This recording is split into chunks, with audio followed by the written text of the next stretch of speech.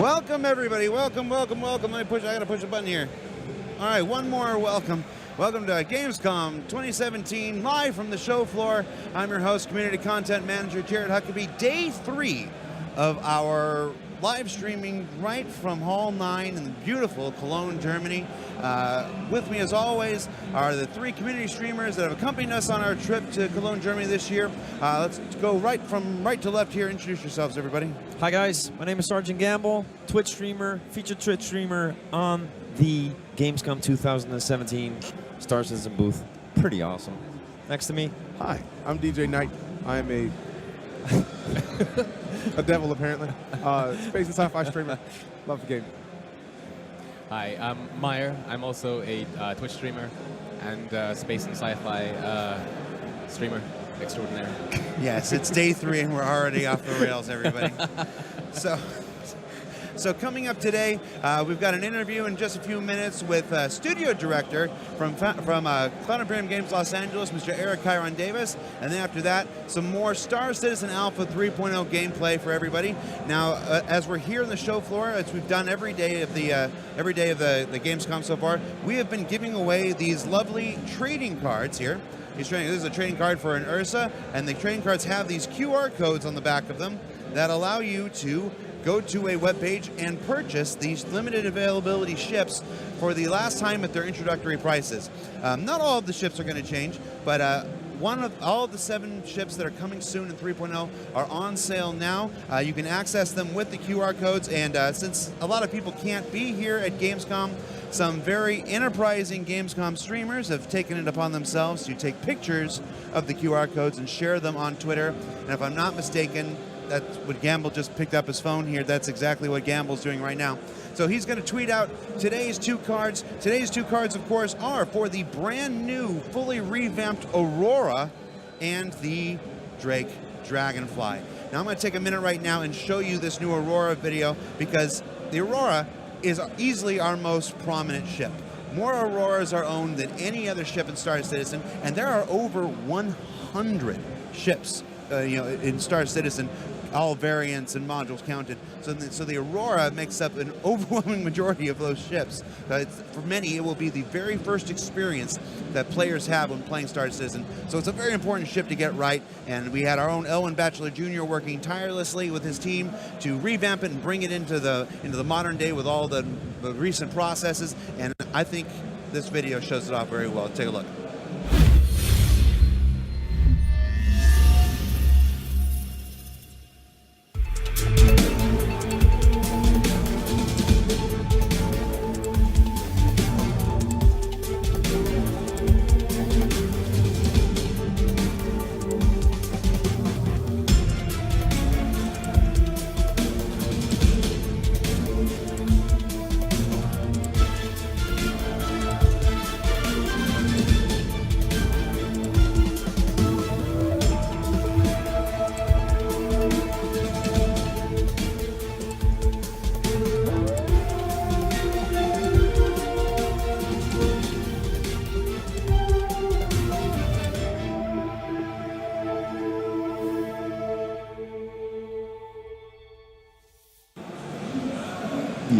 All right, thoughts, gentlemen? Pretty good. I was surprised to see Star Kitten skin on it. Yes. Elwin took it upon himself to design a couple skins for the Aurora. Does not necessarily mean that those skins will actually make it into game. Star Kitten has been a long-running internal joke here within CIG. Every time a concept ship is made, one of our art directors will make up a fun Star Kitten skin for it and send it along as a joke internally, which is how Star Kitten got its birth. Eventually, when we got to the Dragonfly, after seeing so many different Star Kittens, we said, you know what, we'll try one and see how it works. But they still promote this internal joke with the Star Kitten, so that was Elwin's slipping in another Star Kitten there. Bar Citizens. We had another Bar Citizen last night at the Brauhaus Unternahmen. Did you guys go? Yes. Yeah. How was it? It was awesome. As always. Big It's a turnout. bar house. Yeah. Give me a little bit more, DJ. We had one on Wednesday as well. Yes. And yesterday was, I think, 3 times as much. Easily. Many Easily. people. Yeah. Yep. Easily the Many entire people. back of the restaurant was Yeah. Exactly. packed. So, It was awesome to meet backers, and I actually got to meet some of the other backers that were the glory last year. I put the Star citizen tattoo on his forehead, and I gave him my personal removable tattoo so he could put it on his forehead again. So I look forward to seeing it today. I did not get to go to last night's Bar Citizen because we were at the Gloria Theater preparing for tonight's big presentation. Of course, that is the main event for our week at Gamescom. The Gloria presentation, our 5th annual Gamescom presentation, hosted by none other than Chris Roberts. That begins tonight at 7 p.m. UTC. So mark your calendars. Come on back to this very channel, and you'll be able to see Chris Roberts show you the latest and greatest in Star Citizen's continuing development. All right, with that, on the line right now, live from Cloud Imperium Games Los Angeles is Mr. Eric Kieron Davis. Eric, how you doing, man? Hello, hello, hello from Los Angeles. How are you guys doing? I'm great. What time is it there? 1:05 in the morning. 1:05 in the morning. It's 1:05 in the morning. Now, you didn't just come in for this call. You know, I was writing down all day, and then I finally just woke up, did my hair. That took about 8 hours, and then I came in for this. Yeah, no, I've been here all day. I got here early, and I'm not going home till we're done. All right. Now, why are you there at 1 o'clock in the morning? We got a lot of work to do, guys. Do we? Did you know that? Do we? No. Did you know that? We work a lot, and we have a lot of work. Well, there's many reasons. I try to be here whenever the team is here. Our team works very diligently on all things that need to be fixed for what you guys are seeing right now on the Gamescom show floor, what you guys will see today, I guess it's 1 o'clock in the morning, and then ultimately 3.0 and beyond. So there's no shortage of work and passion. All right. Well, we have our 3 community streamers here, DJ, Gamble, and Meyer. They have already put Brian Chambers through their paces. Yesterday, they put Aaron Roberts through their paces, and now you are in their sights. Congratulations on your promotion to studio director, man. You're playing in the big leagues now. Yeah, watch out. Thank you guys very much. Yeah, I've been watching what you guys have been doing to everybody. It's been nice. I've been enjoying it. All right. So with that, I'm going to turn it over to these fine gentlemen. Guys, you got about 30 minutes with Eric Davis, so do your worst. Eric, what's up, man? How you doing? Good. How are you guys doing? Pretty good. Thank you. So for the last couple of days, we've talked to a lot of, big guys and the guys that almost everybody knows. A lot of backers do know your face and who you are and what you do within the company. But can you tell us a little bit about yourself and what your position is at CIG? What are you responsible for? Sure, yeah. So currently, as the studio director of Los Angeles, I am here for the whole team for everything. So I'm also the head of U.S. production. So the U.S. production team reports to me here. Jake Ross, our producer in Austin, and then the production team here. And everything. So, work with the team on scheduling, work with our international partners on everything they do, keep an eye on, how we're doing as a studio, making sure the studio health is at the best it can. Our culture here is to work, and sometimes it's about making sure it's fun as well. And then working alongside Chris and Ortwin and, keeping the studio moving forward. Now, of course, those of you watching at home or on your phone or wherever you're at, on YouTube or Twitch, we are taking questions live from Twitch chat. So you can submit your questions for our fine gentlemen here to pull from. Please preface your question with the word question, surrounded in brackets and in capital letters. That helps us pull it out from all the regular conversation. All right, so I'm going to ask a similar question that we asked to the others. Well, we got the first answer, but from what you and your team do, what's the biggest difference between the current build that we're playing and what we'll be able to play when 3.0 launches to all of the backers? Sure. So you mean 2.6.3 to 3.0? Right. From your team. So quite a bit changes between 2.6.3 and 3.0. There's some dramatic things that if you guys watched the stream yesterday that Aaron talked about, and Brian's discussed, and also what you're already seeing on the show floor, which I'm so excited you guys and everyone there is getting a chance to see it and play with it in a very micro version. But from top to bottom, we kind of ripped the heart out of the persistent universe and built what you guys are seeing right now. So there was 9 months of development time that went in before we even started branching into 3.0.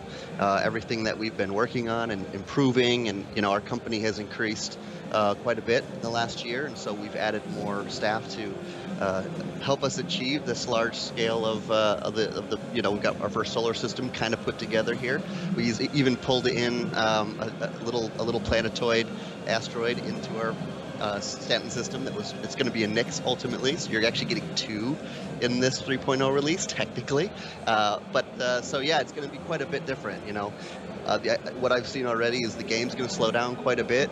Aaron kind of mentioned this yesterday, that you're going to have to be a little bit more precious with your jewels and your gems. The things that you're going to want to take care of are going to be quite a bit different than 2.6.3 is. You have a bit more consequences, and you can either enjoy them or you can hate them. And then for me, a big one is persistence, like you guys talked about yesterday, being able to spawn from a certain location and stay there until you come back. But yeah, the whole guts have kind of ripped out.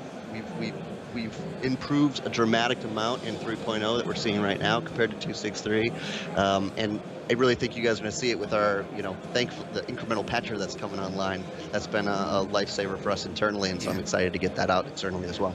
And that patcher launches with 3.0? Yeah, 3.0. That's our current aim. That's our current aim.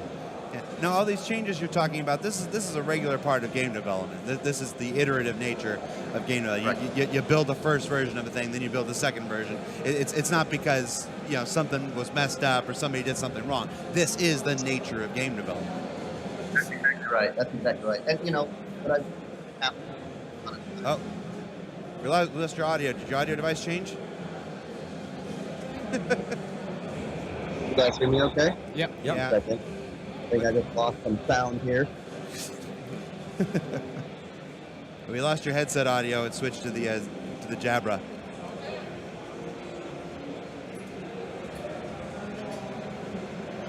Just go to the other side of the office and ask Jared. Oh, no. There we go. Go back. Wick. I answered. But I answered, though. We Too slow. Well, we worked tirelessly to get Eric Davis back from LA. Please forgive Eric. It is, again, 1 o'clock in the morning. He is at the end of a very, very long day. So here we go. Hey, I'm back. We got him back. Hold on. Where's I'm the back. button there? There's the button. All right.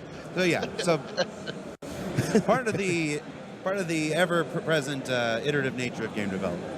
That's right. So no matter how much we test this stuff, right, it never stays together. So yeah, the iterative of game development. Yeah, this is absolutely part of it. And a lot of it, what happens is you get something online, you get some foundational tech online, you get to play with that tech, and then once you get that tech to a place that you feel good about it, you get to add to it. You get to iterate on it. That's the whole point of the iterative nature of software development and of game development. The difference with software development and game development is that we're also doing something that's creative, something that's supposed to entertain, something that's supposed to feel fun and be enjoyable. So there's an extra element of not, I've put all the bells and whistles together, I've put all the plugs together, and it works. It's, how does this now feel? How does this now go together? How does this seem? And because, as we, Aaron talked about this yesterday, but the massive size from 2.0 to 3.0 has introduced quite a bit new challenges, some that we knew were coming, some that we didn't know until we got here. And I've never worked on any project that didn't go exactly like this. Yeah. So we've heard from the Frankfurt office, we've heard from Manchester. So what exactly is it that your studio in LA does or oversees for 3.0? What have you been working on for this release specifically? Sure. So I'll tell you about 3.0, but that's just in general in the company. Los Angeles, we kind of have a subsect of all the departments around the company. So we have a small design team of the largest design team around the world. They kind of focus on more of our ships and a lot of our ship concepts, and then they work with our ship artists. And so they do a lot of ship fixing. The whole Item 2.0 conversion, we worked with some folks in the UK, but a lot of that was done right out of here in Los Angeles with Mark Abent and Paul Reindel, and a bunch of, at one point, all of the team jumped in to help that conversion process. And then we have an engineering team that's led by our lead engineers, and then Paul Reindel, who's been on the project since the beginning. He works out here. And then we also have a tech content team that's kind of held out of here, even though they're a global team, by Sean Tracy, our tech director of content. You guys might know him. And Forrest Steffen's out here. And then we have all of our character team is in Los Angeles now. So we built a team around Josh Herman, Corey Johnson's lead, and a bunch of other character artists. And they've really come to in their own, and the characters we're starting to see, which some of the ones you're playing with right now in 3.0 came from that team directly. And the ability to turn a workaround. They've got the tech content team, tech art team, rigging team right there, and they're actually iterating quite quickly on not only all of the 3.0 content you're seeing, but all future 3.1 and beyond, and then Squad 42. Right, that's obviously a big part of the game is characters, and so that's we got a lot of characters that are coming out here, including heads and hair, and that whole process. So that's Los Angeles. We're kind of a little nutshell. We've got a business end here as well, and then in Austin we have a small development team, and then QA, DevOps. You've seen Mike Jones, the current leader, if I'm not mistaken, of Quantum Questions. Yes. He's out of the Austin studio as well. And those who were watching the stream yesterday will remember Paul Rendell. When we say he's everywhere, he showed up on stream yesterday to come and update the scripts for our builds Yes, he here, did. live in the middle of the broadcast. That was wonderful. So I took that, by the way, when I saw that, and I sent it to Paul, and he's like, I just had to get some work done. Yeah. Like, yeah, we all saw it. It was great. No, that was the quintessential Paul Rendell moment. It's like, I need your computer. I'm like, we're in the middle of a broadcast, Paul. It's like, I need work to do. Okay. You don't question Paul. Nope. Nope. You don't question. So speaking of character design, we've seen in more recent ATVs now, we've seen not only the ability to customize your character, but also the inclusion of female characters. Will character customization and female characters be within this patch? No, so in this one, we definitely are working to have character customization. The first iteration of it, we've got long-term plans, mid and long-term plans, but the first version of it, we're definitely working to get to 3.0. It's starting to come together. Those that are watching our schedule, UI tends to be the most needed team across all of them, next to engineering, and so they're quite busy. But character customization is absolutely on the table for 3.0. We are working hard for it, and that'll be a very simplistic version, but to give you some stuff you've already seen if you've been watching any of our ATVs, eyes and hair and certain things. The female is definitely not part of 3.0. Right, we've talked about this a couple times. I think we did a character customization video a couple months ago. She is definitely on our minds and in our hearts, and we're always working on her stuff. We're always working on the costumes so that when we ultimately get the female character in, you'll have all the costumes you need, all the options you need. We're also working on how equipment will work between males and females and things like that. So she's always in there, and we're always working on her. It's just, for us, we've said this in the past, we really want to make sure we've nailed down one rig, really. It doesn't gender, it's genderless. It's one rig, and once we feel good about all the animations on that one rig and everything looks good, the transition process to the other rig, whatever size that is, whether it's big or small, that transition process will take a little bit of time, and then we'll have the multiple genders in there. So she's definitely a part of our process. We always start thinking about her with all of our hair options, all of our types and looks and styles. We just aren't ready to get her in game and get running around just yet. It's important to do everything you can, not to double work, not to do work twice. You don't have to.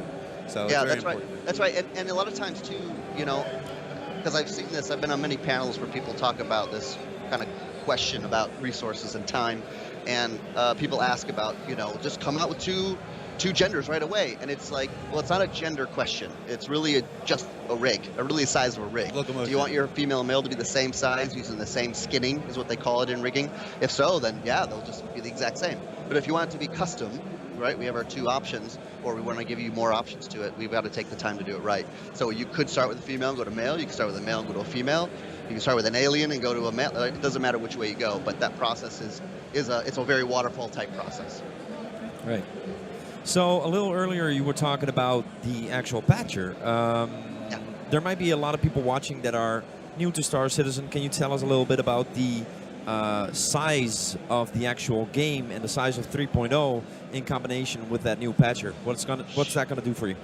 Sure. So, I can't speculate the exact size that the last build will be that we put out for the final live release, because that will adjust and change depending on time.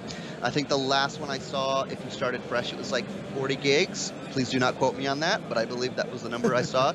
And obviously, with the amount of changes between 2.63 and 3.0, I can imagine it's going to be quite large. But the goal will be then to, as we make changes, it just changes the things you need to change. That's the whole point of an incremental patcher, right? To make those things faster. not only has this helped, us speed things up externally, but internally as well. Imagine a dev having to build down on a 40 gig build every morning they come in. It'd be much nicer to just go, hey, that last build, there was only 3 gigs worth of changes, so make those changes and get going, get to work. So it saves us all time, and I want to say those are around the numbers. Again, don't hold me to that, but I think that's roughly what I just saw on something recently. Now, to bounce off of that question, Sure. you're saying you're not quoted, but 40 gigs. Would the Delta patcher ignore the things that are currently existing that, like, would it do its job of ignoring the things that you don't need to download and keep what is there of what people already have downloaded, and then you only download the difference between 2.64 or 2.6 in 3.0, or will it just be a fresh install?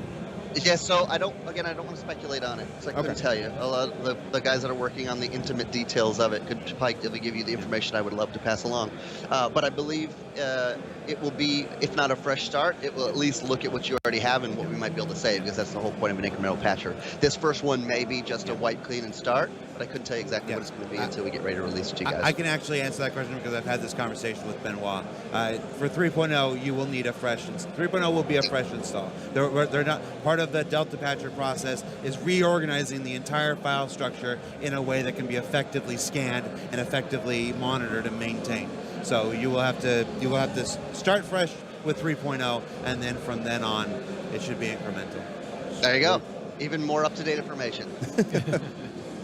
So with the new character systems and with especially the new Heavy Marine, I know in the past we've seen animations of these helmets opening and closing and functioning, and sure, that was concept art, but is there any plans for the future for the Heavy Marines, say, for their visor to actually come down and that kind of thing?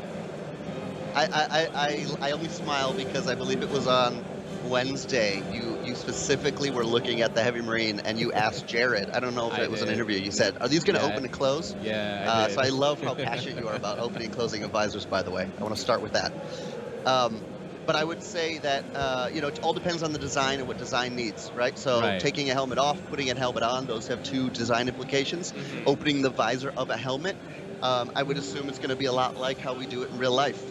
Can your motorcycle helmet visor come up? Is it locked into place? Right. Obviously, there's going to be all kinds of options that designer will want to play with. Now that we'll have the atmospheric and room system you guys have heard about that allow us to understand, that you guys have been playing with on the show floor demo there, running around and transitioning between atmospheres and making it a part of the gameplay. Right. So opening your visor, what would that do and how could that do it? So just remember, when we want to implement something like that, it will be a myriad of tasks for animation, obviously, and then it'll be game code hookups, and then it'll have design implications because they're all going to have sets in DataForge for people to set. Okay, when does this open? What does it cause? Right. So those will all be tasks that we absolutely have spec'd out, but I couldn't tell you exactly when we're looking at doing that.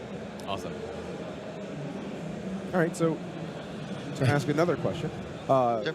we've asked everybody thus far, based on their team, what is the biggest bug that you see for your team that is holding back anything? Because I know you guys talk about blockers a lot on the new section of ATV, but what's the biggest bug that is a block that you can think of holding us back?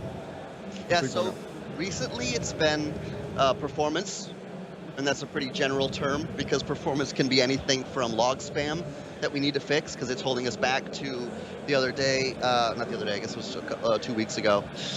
You would go up to the ASOP terminal and it would take you from 40 FPS or whatever we've been working our butts off to get to, 30 FPS, 40 FPS, to 12, I think. Jared watched that. It dropped us down to 12. Just using a terminal. Investigate why that was happening and what was causing that. Ended up being a flash issue that was on the UI team for them to address. A pretty quick bug, thankfully. But that got integrated after we had already solved a bunch of those problems. Right, so as we keep checking in work, we find more bugs, we assign those bugs out, we fix that work, and that cycle slowly gets smaller and smaller and smaller until we get to a safe place to go. Avocado release, BTU, and then bang, everybody's hands, let's get on to 3 point in the future, whatever the next release will be. So that one was fun. For me, it's always crashes. So having a production background, the #1 thing that you call a blocker is a crash. for various reasons. And obviously, if a dev can't test their work or work on something because the build is currently crashing, that is our #1 priority. So those could be anything from cry fatals to an animation triggering incorrectly to you open the back door of the constellation while you are in this one specific place on Grimhex and it crashes the server. Okay, we got to figure that one out. How did that happen? Who caused that one? All right, so crashes are always a big one. And then the render detect for me has been a lot of fun. I've been watching that come online, and I know that we've been excited about it. But the what it can now do as we've integrated into more systems, it's been really exciting to see. So you know, I've been really enjoying that one coming online. And then lastly, got so many, the Mobi-Glass. You know, Zane kind of showed off some of his ideas last year, and we had designs for it. We had it broken out, but when it goes from these 2D ideas to you actually using it in game, that's been one of the most fun, for me, features I've seen come online. And every day we've got new bugs that are making it better, allowing it to work. As soon as you have a Mobi-Glass, then it comes up. I saw this one recently. The Mobi-Glass comes up, and then as you're looking at it, your arm moves a lot. Because I don't know if you've ever done this as a human being, but your body moves a lot, and your eyes auto-correct it. So in a game, when the idle's happening, you're like, how do I push things on here? How does this work? So we had to figure out a way to slow the arm down only in certain positions. And that was a big user experience for us. And that's a lot what we're seeing too. It's not just performance and polish, but that polish tends to be, we want it to be fun. You know, a lot of these features are first coming online, and so we're getting a chance to see them. I think we said that in the first Burndown a couple weeks ago. You know, as we get to sit down, put them together, play the game, we get to go, that needs to be way more fun and satisfying. Or, wow, that worked great. Doesn't happen as much, but those little elements come out of it. Either they're a bug or they're just something we have to add now that we knew the features have come together, and that just stuff takes time. Speaking of the new render to texture system, Yeah. and you mentioned the Mobi-Glass. Could you elaborate a bit more on the kiosk system and how that'll work? Also, we were in the Ursa River yesterday, and there were screens in the bay where people would be sitting. Well, can you explain more about how that all will work and how that would, you know, work in the future of the game? Sure. So when you say terminals, what do you mean? You mean just how the render detect adds to that, or how they can work? So yeah. So for instance, you're in a station and there's a kiosk. You walk up to it and you press the button, and you know how you buy stuff, how you sell stuff, the economy, as well as I suppose just the fact that there's screens, so you can do picture-in-picture, that kind of stuff as well. Yeah. Yeah, so it adds a lot of interesting things to the table that we hadn't expected or that we had hoped for, and we didn't get to play with it until we see it. Right. But terminals will act exactly as kind of how we've been displaying them on ATVs. It's no different than that. Right now we're just polishing the funness that goes with it and making sure that it's actually an enjoyable experience to go and really encourage cargo and encourage, okay, I got to go get these minerals. Okay, they're out of it here. I got to go add it to there. And because there's so many fundamental foundational back-end elements to economy, to an ever-living economy, it takes, you can't really get to feel that experience until we got those services going. So now that the services are going, UI's done their work, we've got the hookups to the game code, we can actually start seeing them, we can start playing around with them, audio's put their work on, we get to see how that kind of lays in.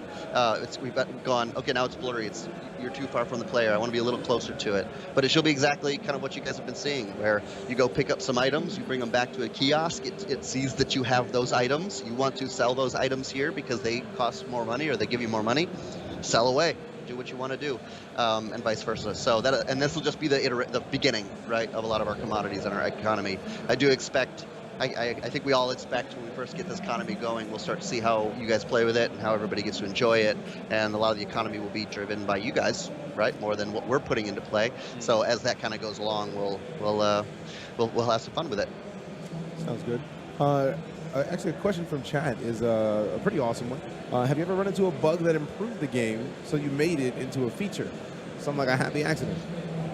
A bug that improved the game to make it into a feature. So, for example, if you, you're working on character animations, and something is wrong in the coding, and the character behaves in a certain way that you didn't think of before, and you're like, hey, that is actually pretty cool. Oh man, not necessarily. Keep thinking, Eric. Not necessarily a bug, but the original Big Benny's machine being physicalized was a bug. It was not supposed to be movable. It was a missing check mark.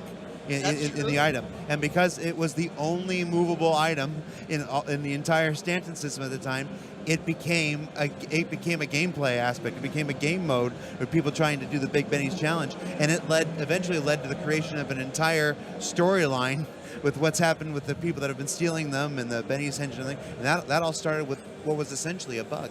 Thank and you, then Baron. Big Benny Stonehenge, right, was inspired by that. You're absolutely right. I would say that, and then, for me personally, I guess what I've seen people play with, especially once the Caterpillar came out, was flying through the Caterpillar or missiles flying through the Caterpillar. I think there could be a lot of fun gameplay elements that go with that.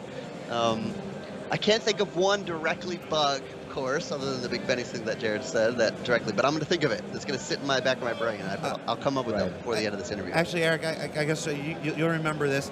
Do you remember when the Starfarer was added and people were loading Merlins into the Starfarer and then going into Quantum Drive and then launching from the Starfarer in Quantum Drive, and the ship and the Merlin was staying in Quantum Drive, and we were sending it around team chat we had never tested that.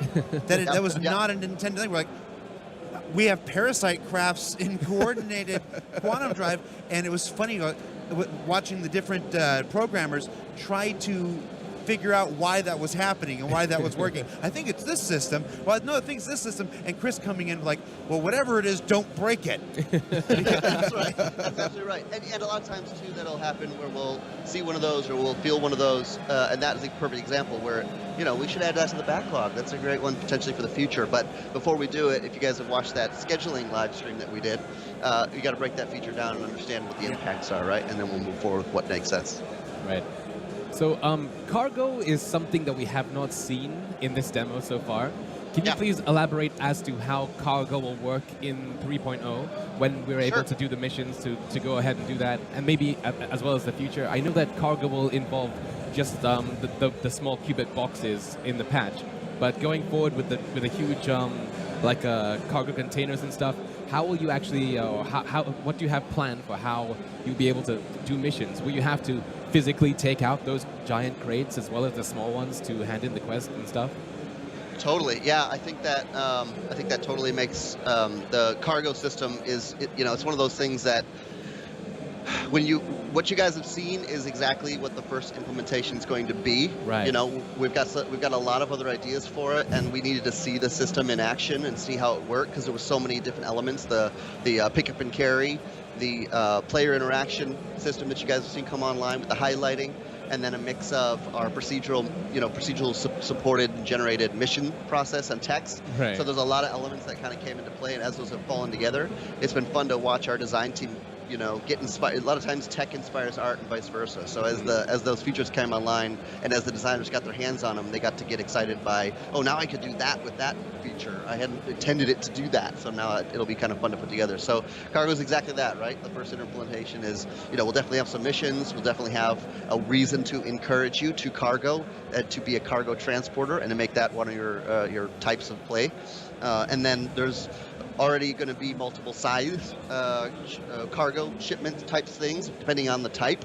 So if you're shipping like fluorine per se, that's one of the commodities in our game right now, that'll be a different type of size in your cargo grid in your ship that will limit you, and you have to think intelligently about that. And this is just the first implementation, but yeah, your first pick up and carry is going to be that one box and that process of, we talked about before having different procedural generated missions that inspire different types of people going after different types of cargo, and then from there, that's just the foundation that we already intend to have more in 3.1 and beyond, more add to the cargo feature, add to the mission feature, depending on what it is.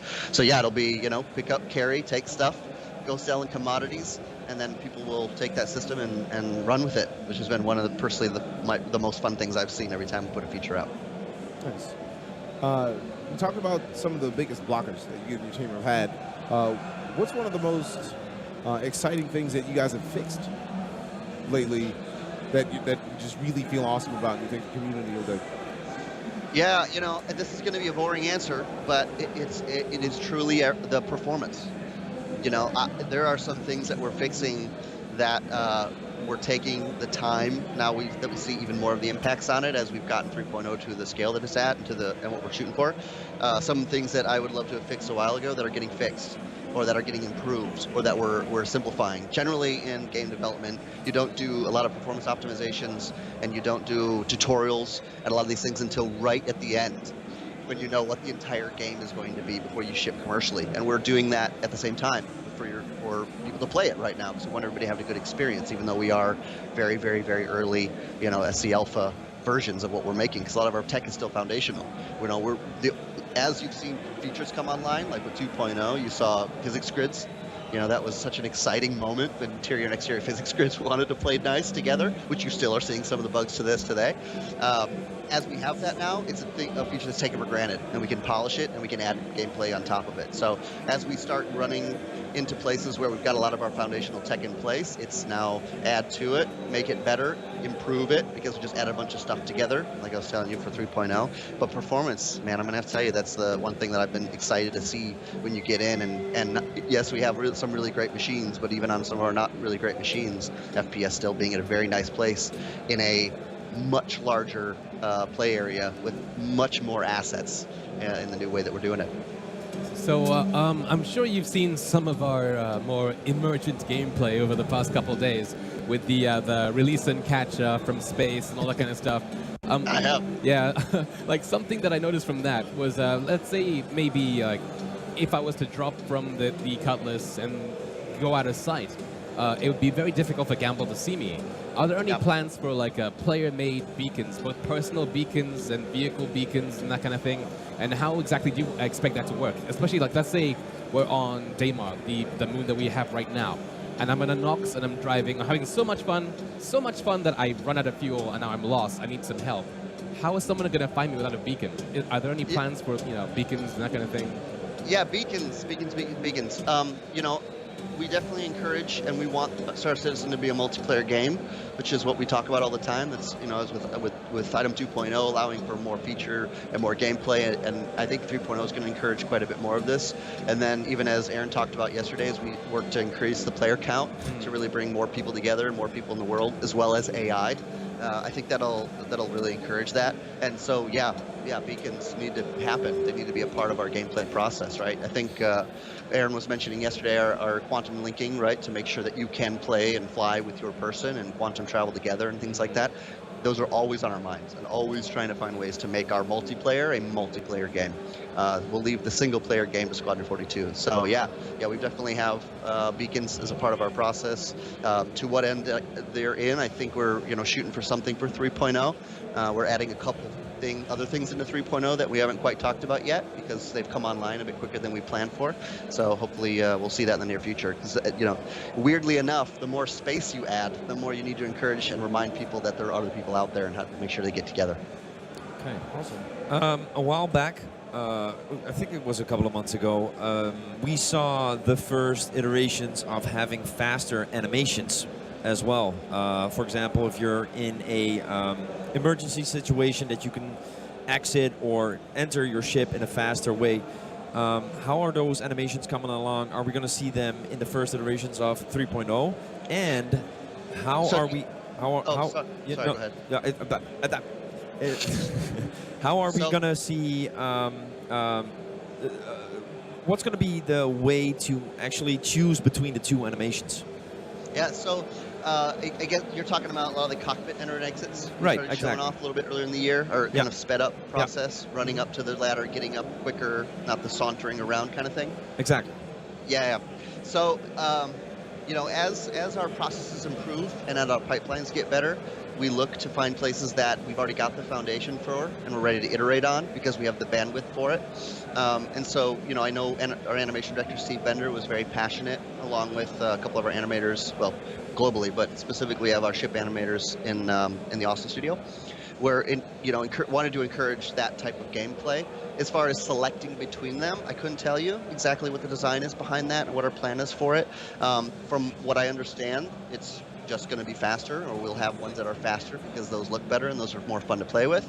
But as far as selecting it, I couldn't speak to that even more than that. But yeah, that was definitely one that, you know, as we got a chance to go, okay, we got the cycles, we got the bandwidth, they were next up on the docket to improve.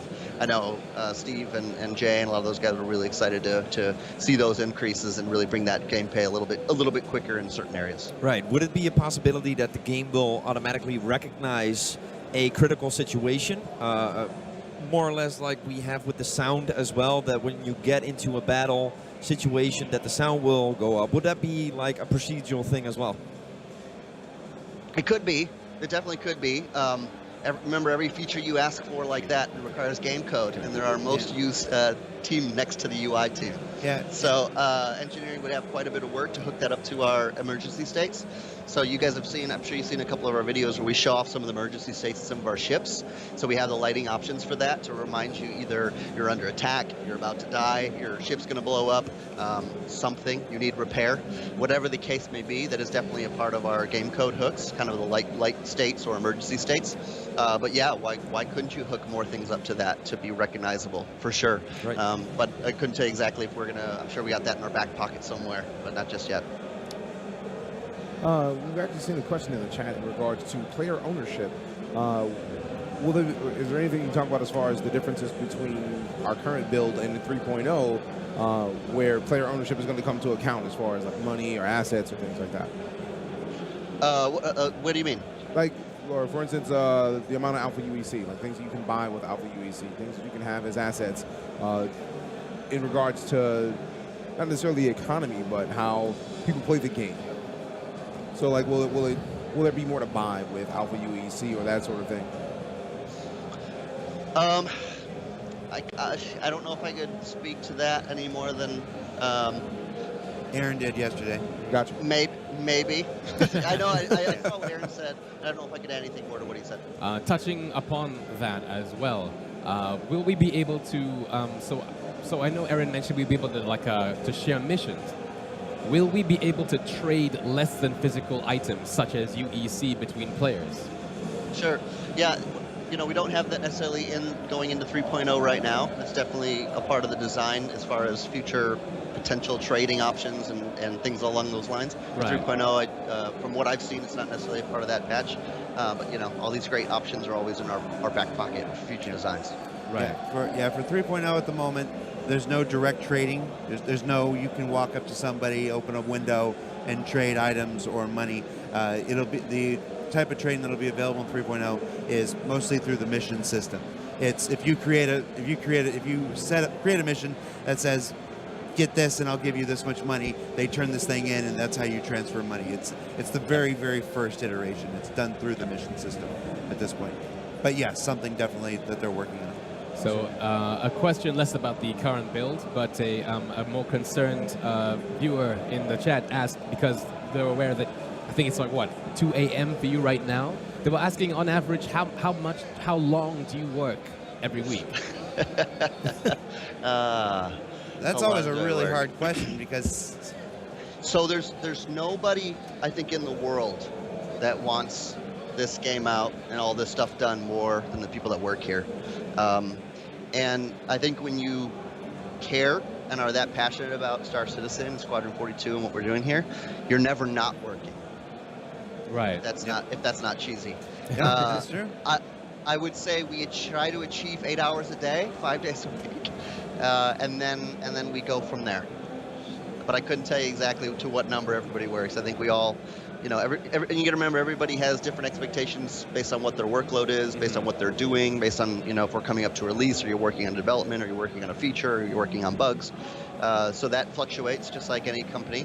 But we are still a business, so we, you know, 40 hours a week is our target. But we, a lot of us go maybe a little bit more than that sometimes. Nice. And then you get home and you spend 3 hours checking your emails when you're supposed to be talking to your loved ones, and yeah, it's yep. So that's right. There's the work at the office, then there's the work at home, and then there's the work laying in bed when you can't sleep, and it's really hard to. It's just a lot of work. Yeah. All right, we've got about 5 more minutes.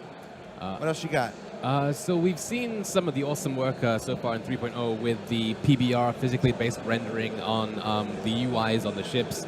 Like I can peer over somebody's shoulder and see their Nox user interface and stuff, and it looks really awesome, regardless of if you're sitting on it or standing and watching. The Moby Glass is a way of a player to, interact with their possessions, to talk to other people, that kind of thing. And I assume it uses the same kind of system. Will other players be able to kind of like peer over somebody's shoulder and see exactly what they're doing on the Moby Glass? Do you want them to? To a degree, I would personally. I would kind of love it so that there would be a chance or an option to, maybe not specifically for players, maybe to see only a snippet of that.